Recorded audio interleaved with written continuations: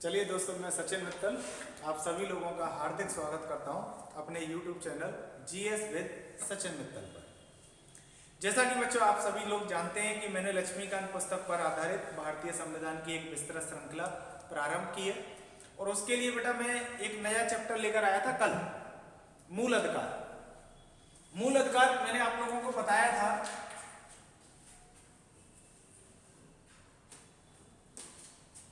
कि ये बेटा अनुच्छेद 12 से लेकर 35 तक है। वीडियो को अंत तक जरूर देखा करो बेटा, पूरा नोट्स बनाया करो, ठीक है ना। अनुच्छेद कितना है ये बेटा? 12 से लेकर 35 तक। जबकि आपका पहला मूल अधिकार जो है वो 14 से 18 स्टार्ट होता है, समता का अधिकार बेटा। तो अनुच्छेद 12 और 13 में क्या है? ऐसी परिभाषा बेटा आपने जो आज मैं पढ़ा रहा हूं ऐसे कभी नहीं पढ़ी होगी।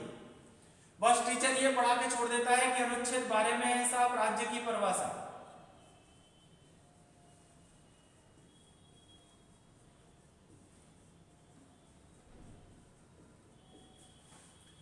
राज्य की परिभाषा है जी अनुच्छेद 12 में।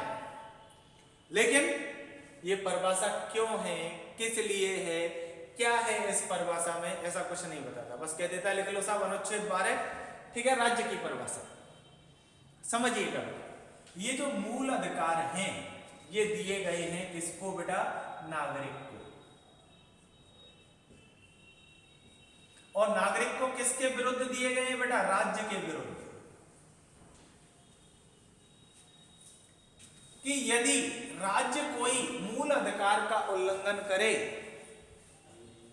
ठीक है ना, राज्य कोई मूल अधिकार का उल्लंघन करे तो हम उसके खिलाफ न्यायालय में जा सकते हैं। वरना राजतंत्र में कभी ऐसा होता था कि राजा के खिलाफ ही हम शिकायत दर्ज कराए जाए, या हम पर शासन करने वालों के खिलाफ हम जा सकते हैं बेटा। तो अब राज्य के अंदर क्या क्या आएगा ये परिभाषा जानना जरूरी है कि नहीं भाई?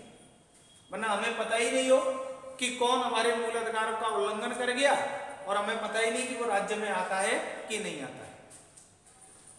समझिएगा बेटा, राज्य की परिभाषा में हमारे यहां 3 स्तर पर सरकार होती है।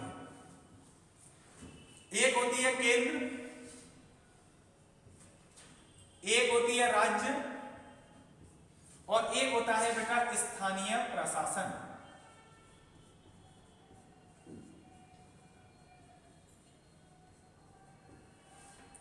केंद्र में भारत सरकार,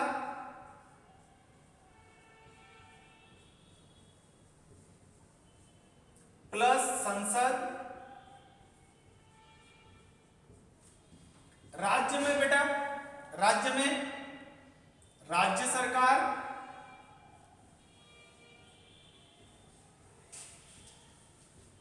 प्लस राज्य विधानमंडल,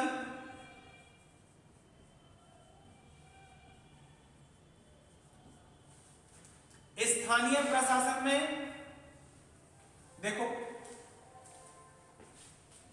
नगर पालिका, पंचायत, जिला बोर्ड, ये सब किसमें आ जाते हैं बेटा? स्थानीय प्रशासन में। ये सब राज्य के अंदर आते हैं बेटा, राज्य की परिभाषा। इसके अलावा बेटा वैधानिक व गैर संवैधानिक कानूनी है लेकिन उनका उल्लेख संविधान में नहीं है। संस्था इसमें आएंगी जैसे ओएनजीसी, ठीक है ना, और एलआईसी। और सोचिएगा बेटा, सुप्रीम कोर्ट तो ये तक कह चुका है कि वो निजी संस्था भी राज्य की परिभाषा में शामिल होंगी जो राज्य के लिए कार्य कर रही है। निजी संस्था भी इसमें शामिल हो सकती है, ऐसा नहीं कि गवर्नमेंट वाली संस्था इसमें शामिल हो। क्लियर? समझिएगा बेटा दोबारा से, अनुच्छेद 12 राज्य की परिभाषा देता है। राज्य की परिभाषा में याद करने का तरीका बता रहा हूं। 3 स्तर पर सरकार, केंद्र, राज्य और स्थानीय प्रशासन। केंद्र में भारत सरकार संसद, राज्य में राज्य सरकार, राज्य विधानमंडल, स्थानीय प्रशासन में नगर पालिका, पंचायत, जिला बोर्ड, ये सब राज्य में आते हैं। अगर इनमें से कोई भी आपके मूल अधिकार का उल्लंघन करे तो आप बेटा आर्टिकल 32 का प्रयोग करके, ठीक है, उच्चतम न्यायालय जा सकते हैं और 226 का प्रयोग करके आप बेटा उच्च न्यायालय जा सकते हैं। वैधानिक और गैर संवैधानिक संस्था भी बेटा इसमें शामिल होती है। क्लियर? प्लस वो निजी संस्था भी बेटा इसमें शामिल होती है जो राज्य के लिए कार्य कर रही होती है। ये है आपके आर्टिकल 12 में बेटा राज्य की परिभाषा। इसको जानना बहुत जरूरी है, तभी तो हमें पता चलेगा कि कौन हमारे मूल अधिकारों का हनन कर रहा है और इसके खिलाफ हम कहां जा सकते हैं। समझ में आया? आर्टिकल 12 क्लियर हुआ बेटा बहुत अच्छे से, ठीक है ना? आपको अच्छा लगे तो बेटा कमेंट में जरूर बताइएगा, ठीक है। मूल अधिकार किसके को दिए जाते हैं? नागरिकों को। किसके खिलाफ दिए जाते हैं? राज्य के विरुद्ध दिए जाते हैं बेटा, ठीक है ना? देखिएगा,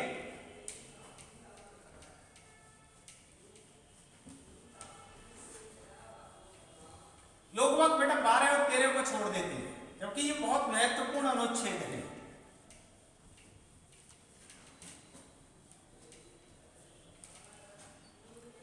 बहुत ही ज्यादा महत्वपूर्ण अनुच्छेद है बेटा। देखना, अनुच्छेद 13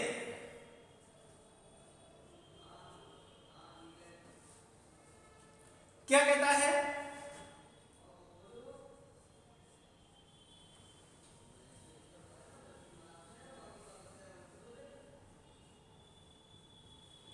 मूल अधिकारों का अल्पीकरण, अल्पीकरण मतलब होता है बेटा कम करना। मूल अधिकारों का अल्पीकरण करने वाली विधियां,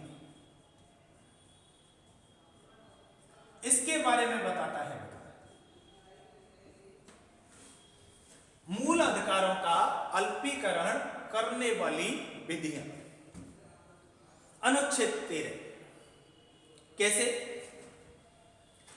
आप समझना बेटा, दो तरीके हो सकते हैं। एक है संविधान प्रारंभ से पूर्व विधियां, जो संविधान प्रारंभ से पहले विधियां चल रही हैं किसी भी मात्रा में,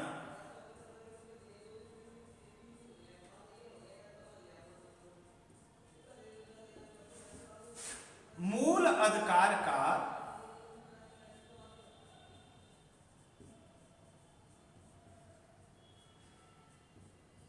अल्पीकरण करती है।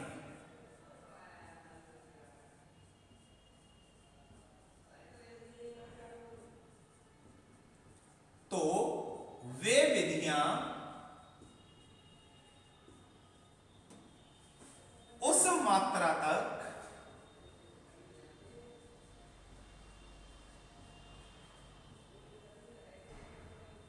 शून्य होंगी।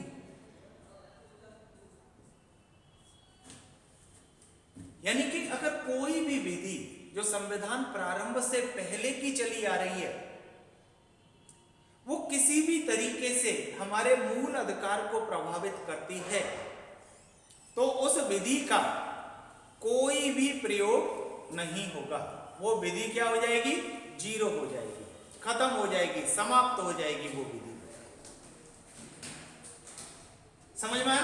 अगर कोई भी विधि संविधान प्रारंभ से पहले चल रही है और वो विधि मूल अधिकार का अल्पीकरण कर रही है तो वो विधि उस मात्रा तक क्या हो जाएगी बेटा? शून्य। और उस मात्रा तक शून्य हो गई यानी कि खत्म कर दी जाएगी। जैसे मान के चलो कोई भी विधि है, उसका इतना पार्ट किसी मूल अधिकार को उल्लंघन कर रहा है तो ये पार्ट क्या हो जाएगा उसका बेटा? समाप्त। अगर इस पार्ट की वजह से बेटा ध्यान से सुनना बेटा, इस पार्ट की वजह से ये विधि जो है खत्म होने को होगी तो बेटा ये विधि ही पूरी की पूरी क्या हो जाएगी? खत्म। ये पार्ट तो खत्म करेंगे ही करेंगे जो मूल अधिकार को क्या कर रही है बेटा? अल्पीकरण कर रही है। समझ में आया? क्लियर? अब दूसरा पॉइंट, संविधान के पश्चात की विधियां, संविधान प्रारंभ के पश्चात बनने वाली विधियां जो कि बेटा संसद बनाती है, किसी भी मात्रा में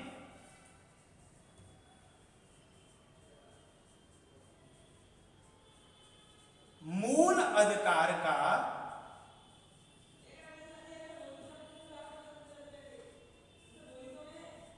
अल्पीकरण करती है,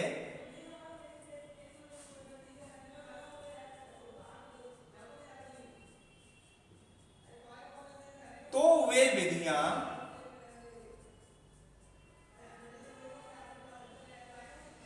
उस मात्रा तक शून्य होंगी।